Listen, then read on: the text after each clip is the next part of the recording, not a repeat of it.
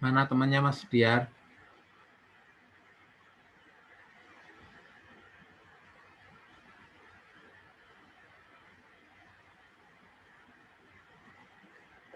Tadi di grup sih sudah konfirmasi suruh masuk semua, Pak.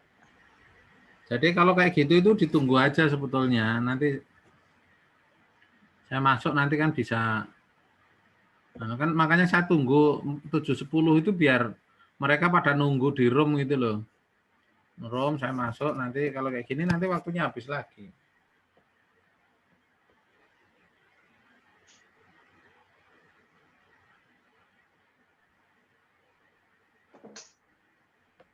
Pak.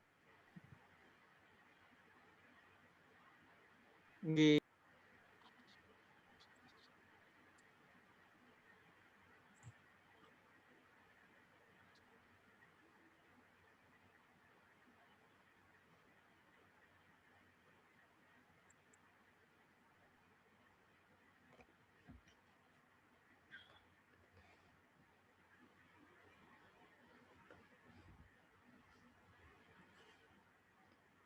Oke, supaya nggak kehabisan waktu, saya mulai aja nanti bisa melihat di YouTube ya.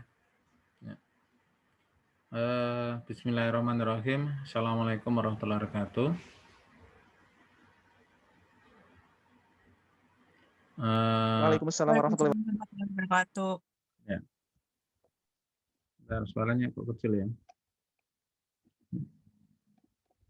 Oke. Baru 2 orang nggak apa-apa. Nanti saya rekam, saya upload di YouTube untuk nanti bisa di-download sendiri. Pada pertemuan ini kita akan membahas mengenai bab 2.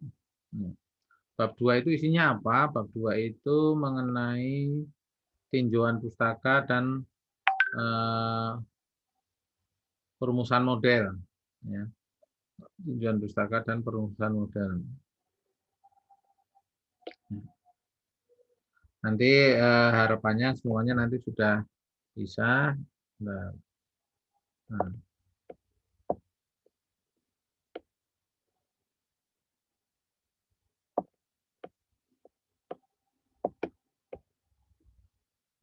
Agak pelan. Oke, kita mulai dari slide awal ya. Oke, jadi pengembangan pertama adalah telaah pustaka dan pengembangan model penelitian. Ya.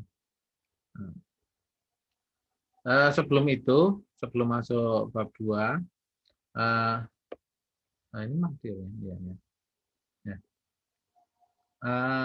Kita lihat dulu hubungan antara teori dan riset. Jadi berawal dari permasalahan, permasalahan itu sebetulnya di bab 1 kemarin, kemudian kita di bab 2 itu bicara akan teori-teori melalui tinjauan pustaka, dan nanti setelah itu penelitian itu metodologinya itu di bab 3, dan nanti setelah itu ada bab 4 pembahasan, dan yang terakhir nanti bab 5 adalah kesimpulan.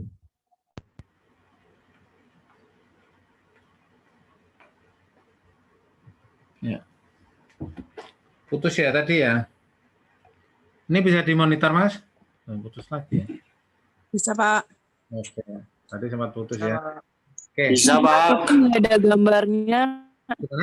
Nggak ada gambarnya? Iya Pak. Yang lainnya nggak ada nggak?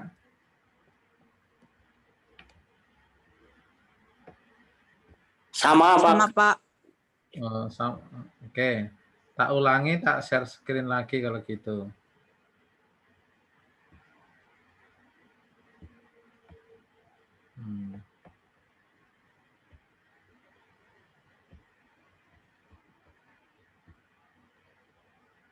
Hilang tadi ya berarti ya. Udah kelihatan belum? Sudah Pak, kelihatan. Sudah Pak. Oke. Sudah. Nah, berlanjut ke proses terbentuknya teori. Ini jadi masih pendahuluan dalam konsep bab 2. Nah, jadi bab 2 itu nanti sebetulnya kita akan bicara banyak mengenai teori-teori yang melandasi kenapa kita kalau kenapa itu bab 1 kan udah dimunculkan melalui rumusan masalah. Nah, kemudian bab 2 itu lebih banyak ke arah dasar-dasar atau kajian-kajian sebelumnya yang sehingga kita nantinya dalam melakukan riset itu tidak tiba-tiba. Nah, jadi itulah proses yang terjadi pada saat metode ilmiah. Jadi beda sama Nyon Sewu ilmu santet atau ilmu apa ya tiba-tiba ada atau tiba-tiba mak duduk enggak atau misalnya kita merasa punya temuan baru enggak. Di sini kita melalui tahapan-tahapan didahului apakah apa yang kita lakukan itu sudah ada yang melakukan atau kalau yang melakukan itu hasilnya seperti apa. Nah, kita supaya ada dasar-dasar misalnya kita membuat suatu rumah, kita akan menaruh atap, maka harusnya di bawahnya itu sudah ada dimulai dari penggalian pondasi, kemudian ada pondasi, pemasangan bata, kemudian pemasangan reng dan usuk, baru kita atap. Seperti itu tahapan-tahapannya. Nah, yang sudah memasang atap itu, yang memasang dinding itu siapa, memasang pondasi siapa, harus kita ungkap, kita sampaikan.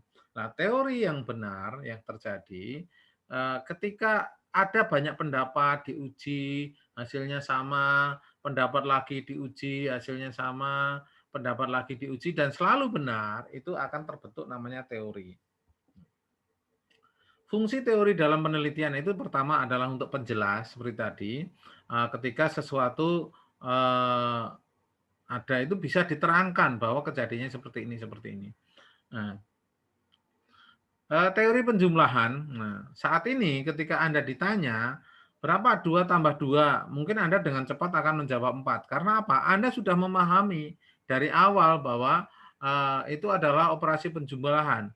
Tapi bagi orang yang atau anak TK, maka dia kan belum tentu bisa jawab karena dia belum tentu bisa jelas. Kemudian yang kedua adalah untuk sebagai prediksi, ya, prediksi bahwa akan terjadi seperti ini. Misalnya, ketika pendapatan kita besar, itu nanti kita akan memiliki kesejahteraan yang tinggi.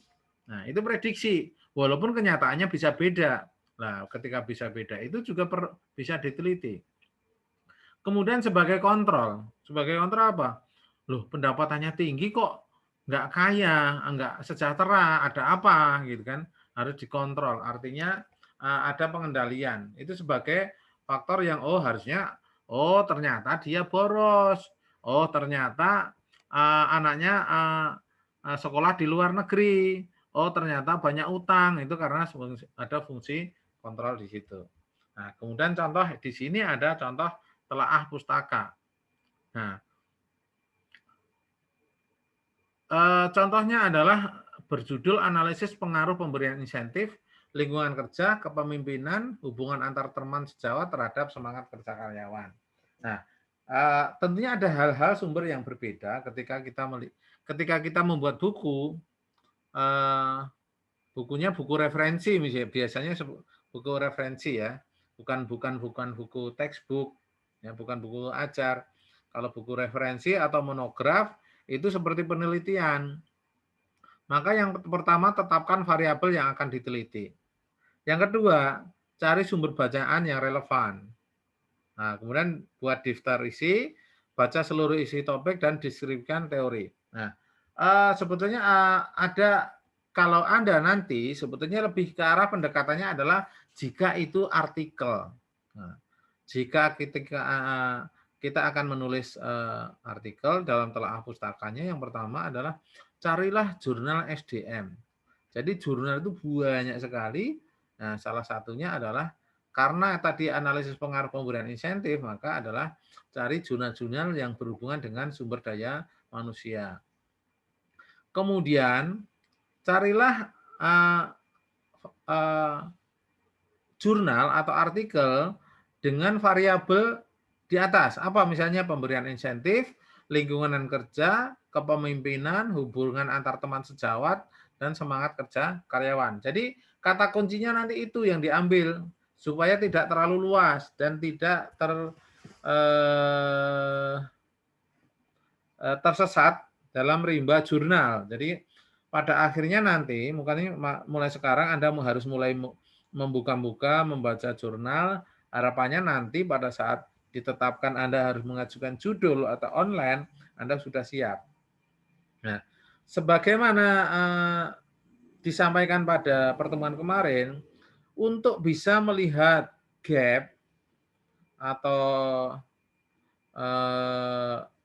kita mau penelitian di mana, pertama kita bisa membaca hasil temuan agak luas, membaca abstrak, kemudian membaca introduction atau pendahuluan, kemudian membaca batasan, dan juga bisa membaca penelitian yang akan datang.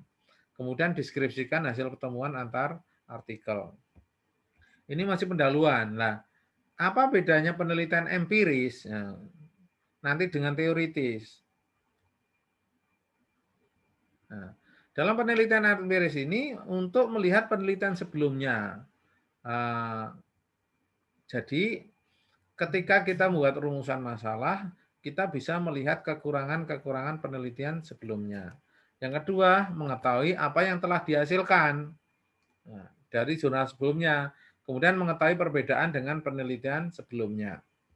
Nah, kerangka pemikiran berisi mengenai miniatur keseluruhan proses.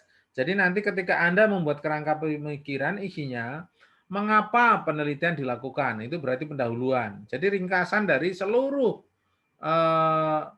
proses penelitian. Jadi dari mengapa penelitian dilakukan itu berisi rumusan masalah, kemudian bagaimana proses penelitian berarti metodenya, dan apa yang akan diperoleh itu berarti hasilnya, dan apa manfaatnya atau apa hasil yang diperoleh dari untuk apa hasil penelitian ini diperoleh, berarti sifatnya adalah rekomendasi, ya, rekomendasi. Nah, jadi ada paling tidak ada 4 komponen ketika kita akan membuat kerangka pemikiran. Karena memang salah satu bab di bab 2 itu adalah pembuatan kerangka pemikiran. Nah, model empiris dan model theoretical, apa bedanya? Kalau model theoretical itu adalah hubungan antar teori-teori besar, kepemimpinan, leadership, dan di bawah-bawahnya. Sedangkan kalau model empiris itu adalah variabel yang diteliti. Jadi nanti ada model, kalau ada dua-duanya disampaikan, itu model besarnya, teori besarnya, misalnya RPV, kemudian gitu, kemudian leadership itu masih teori-teori yang besar, kemudian kalau kita adalah hal-hal yang kita teliti. Nah, ini misalnya contoh substruktur penelitian di mana apa komponen-komponen atau dimensi-dimensi dari kepuasan itu adalah tangible, keadaan fisik, kemudian reliabilitas, tanggung jawab, responsiveness, kemudian jaminan atau assurance, dan empati. Nah, agak cepat lah. Sekarang kita mulai masuk bagian-bagian dari telaah pustaka. Nah, telaah pustaka dan pengembangan model penelitian. Dalam telaah pustaka seharusnya namanya aja menelaah, gitu kan, bukan tinjauan ya. Kalau tinjauan itu kita hanya menyampaikan apa-apa yang sudah ada teori yang ada sebelumnya. Tapi kalau sudah telaah, Anda membuat parafrase, membuat kalimat sendiri, kemudian juga pada masing-masing paragraf itu Anda berikan justifikasi atau kata-kata Anda bahwa misalnya membandingkan dari seluruh variabel ini, maka seperti ini, itu pendapat Anda. Dalam telaah pustaka itu ada 2 variabel. Yang pertama adalah variabel tergantung. Ini sering kita sampaikan. Apa saja yang dibahas di situ, definisi-definisinya. Kemudian variabel yang hasil penelitian sebelumnya yang berkaitan dengan variabel tersebut. Begitu juga sama dengan konsep variabel bebas, berisi definisi-definisi, kemudian hasil penelitian sebelumnya berkaitan dengan variabel tersebut. Nah, kemudian pengembangan model penelitiannya itu, jadi sebelum mengungkap hipotesis itu apa? Jawaban sementara. Ya, jawaban sementara atau dugaan yang lemah gitu kan. Tesis itu kan pernyataan tapi lemah, hipo itu lemah. Ya. Kalau tadi yang pertama adalah telaah pustaka, berisi penelitian-penelitian sebelumnya lah. Kalau pengembangan itu terhadap variabel-variabelnya, uraikan hasil-hasil penelitian yang mendukung hipotesis 1. Jadi hasil penelitian seperti apa? Misalnya signifikan, positif, kemudian berhubungan, berbeda dan sebagainya tergantung hipotesisnya. Kemudian hipotesis juga didukung dengan hasil-hasil penelitian sebelumnya. Jadi artinya ini apa? Berarti bisa jadi banyak jurnal yang Anda acu karena ada beberapa hipotesis.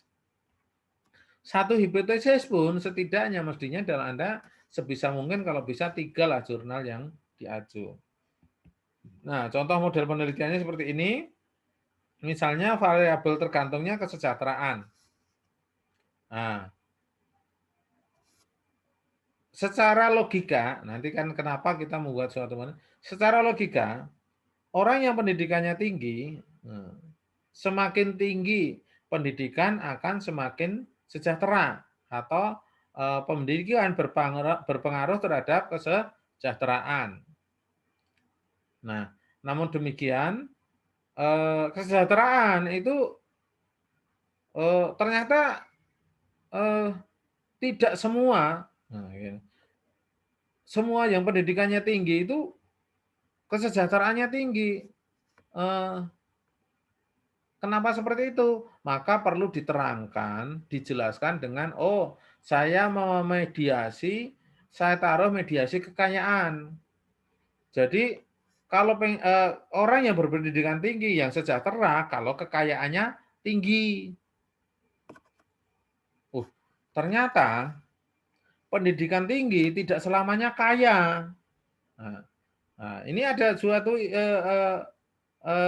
mediasi lagi. Oh, kita masukkan namanya variabel pendapatan. Oh, walaupun pendidikan tinggi, kalau pendapatannya nggak tinggi, maka juga nggak kaya, kan gitu. Begitu juga kalau pendidikannya tinggi, itu nggak sejahtera, karena mungkin pendapatannya tidak tinggi. Nah, seperti itu. Jadi penjelasan mediasi seperti itu. Ya, oke. Ada beberapa kesalahan yang sering terjadi dalam melakukan telaah pustaka. Yang pertama, pustaka itu terlalu luas. Jadi Anda tidak fokus pada variabel yang diteliti. Jadi tidak melakukan telaah justru variabel yang diteliti. Jadi malah kemana-mana. Kemudian kutipannya salah lah. Nanti kita secara khusus akan membahas mengenai cara kutipan, ya, cara mengutip atau sitasi apa yang kita tulis. Jangan kalau mahasiswa saya nanti yang saya bimbing jangan pernah ada siapa dalam siapa, misalnya Sulianto dalam Sutarmin misalnya gitu. Itu jelas sebetulnya yang terjadi adalah namanya kemalasan. Jadi nggak mau mencari referensi yang lebih baik, lebih jauh. Jadi apanya adanya itu, dan itu biasanya itu pasti tulisan yang lain atau di dalam blog, bukan di dalam jurnal. Kalau di dalam jurnal tidak akan bunyi seperti itu. Ataupun ada jurnal-jurnal yang dari Indonesia yang memang ecek-ecek, artinya berkualitas baik. Kemudian kesalahan dalam penggunaan kata sambung. Nah, saya tekankan di sini, dalam tata tulis, kata sambung itu dalam judul, walaupun dalam judul harus kecil. Misalnya dan gitu kan. Itu telaah pustaka dan pengembangan model itu. Dan-nya kecil. Kemudian misalnya dan lagi koma misalnya kita akan berangkat ke Purwokerto, ke Cilacap, kita akan berangkat ke melewati kota Purwokerto, Cilacap, Kebumen, dan. Nah, dan ini itu nggak perlu pakai koma kalau sudah disambung seperti itu. Nah, jadi hal-hal kayak gitu harus menjadi perhatian, termasuk dalam memberikan kata awalan. Awalan di atau ke itu ketika menunjukkan tempat memang harus dipisah. Tapi ketika menunjukkan suatu kata kerja, misalnya gini, di mana, misalnya di sekolah, maka dipisah. Kalau dinyatakan itu disambung. Itu contoh-contohnya. Kemudian itu tata tulis akan lebih baik ketika apa? Ketika Anda sebelum masuk ke dosen, Anda juga harus dibaca ulang. Kalau perlu gantian sama temennya. Terus, nah, supaya tidak menimbulkan koreksi yang berulang-ulang, menimbulkan kejenuhan, menimbulkan kejengkelan, gitu kan. Sebisa mungkin masuk ke dosen itu nanti sudah bagus. Kalau sudah bagus, koreksinya akan fokus. Apakah ke konten ataukah tata tulis. Kalau bisa langsung ke konten ketika tata tulisnya udah benar. Gitu ya. Termasuk format-formatnya.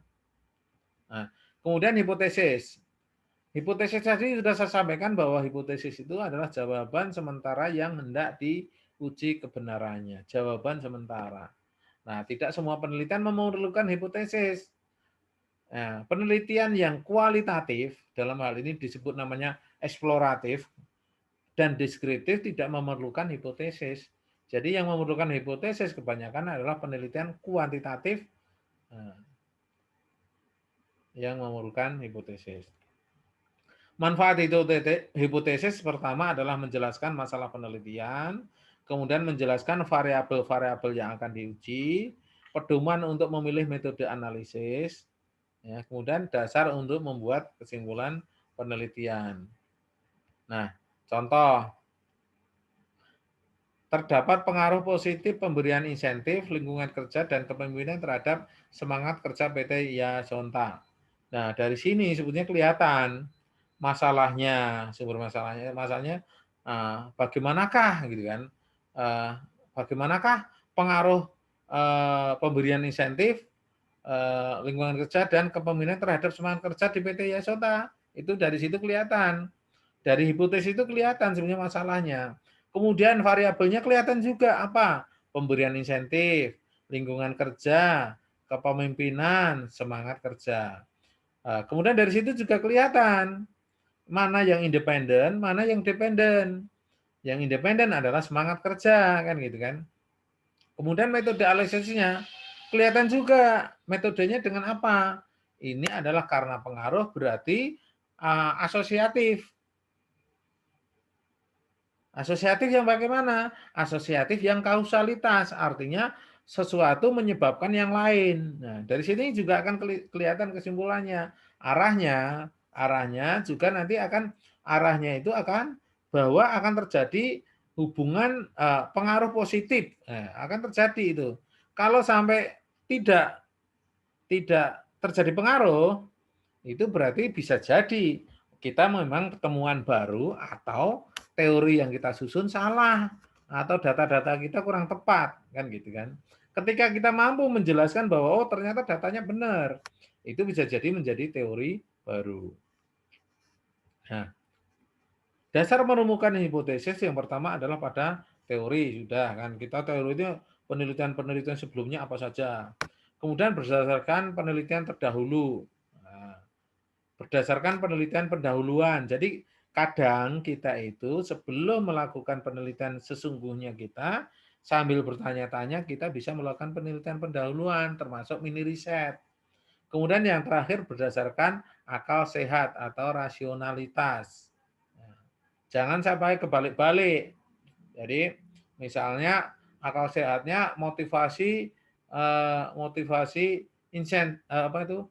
kompensasi bagi pekerja PNS. Ya saat itu ya mau rajin mau apa sama mereka gajinya segitu. Kalau swasta masih bisa. Nah, ini konsep dasar perumusan hipotesis adalah pertama dari sumber masalah kehidupan sehari-hari atau teoritis, kemudian teori pendahuluannya seperti apa, kemudian perumusan hipotesis, kemudian instrumen penelitian variabelnya apa, kemudian diuji ya, diuji dengan instrumen tadi dengan kuesioner, tapi dikerjakan dengan dianalisis misalnya dengan SEM, SPSS atau dengan cara Excel biasa. Nah, pembagian hipotesis ada deskriptif, itu menggambarkan misalnya pelayanan rumah sakit Enggal Waras tidak memuaskan. Nah, itu artinya bisa memuaskan, bisa tidak. Kemudian kinerja keuangan Bank CBA baik, nah, artinya juga tidak baik, bisa. Kemudian hipotesis komparatif. Komparatif itu seperti apa? Membandingkan. Membandingkan itu bisa berarti terjadi perbedaan atau terjadi kesamaan.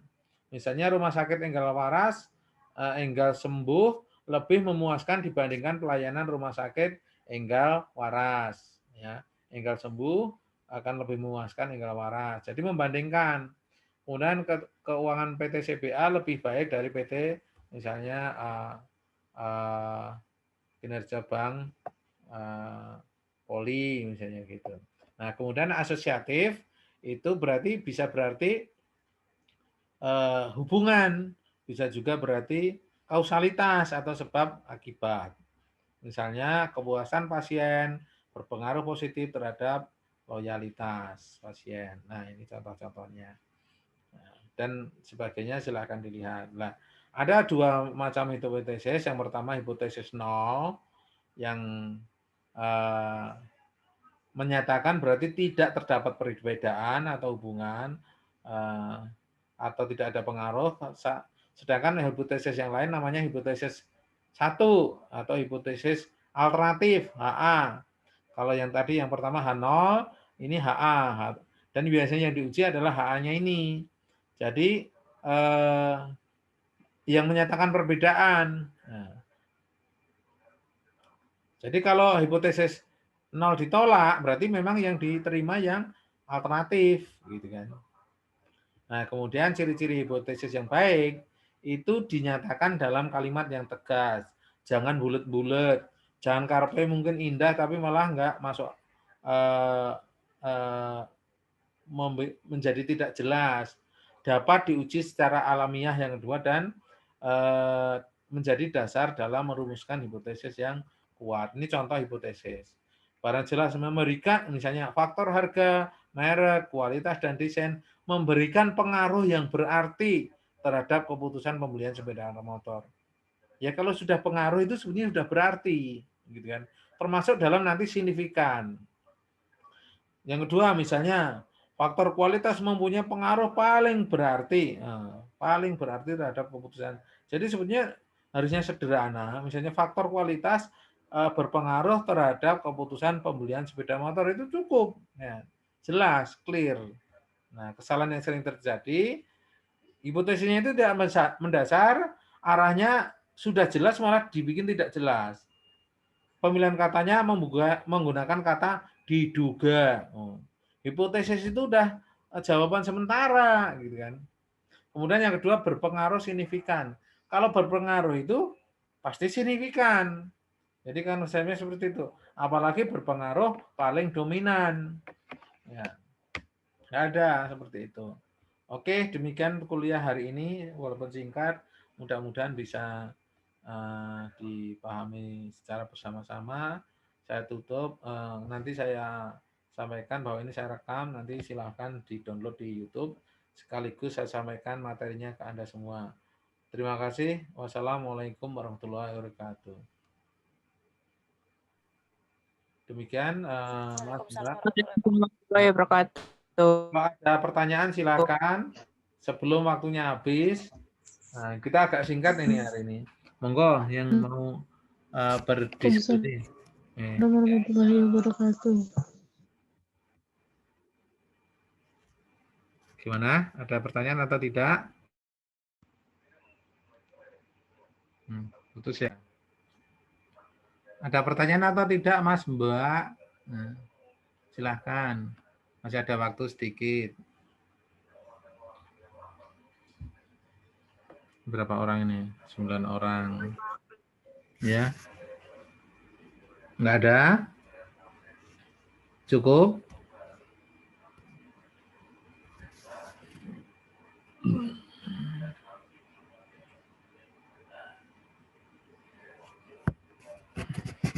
Gimana? Nggak ada ya? Kalau nggak ada saya tutup ya. Belum, Belum ada. Pak. Aku lupa. Nggak ada ya? Belum ada. Oke. Nanti boleh lewat WA ya pertanyaannya ya Mbak ya.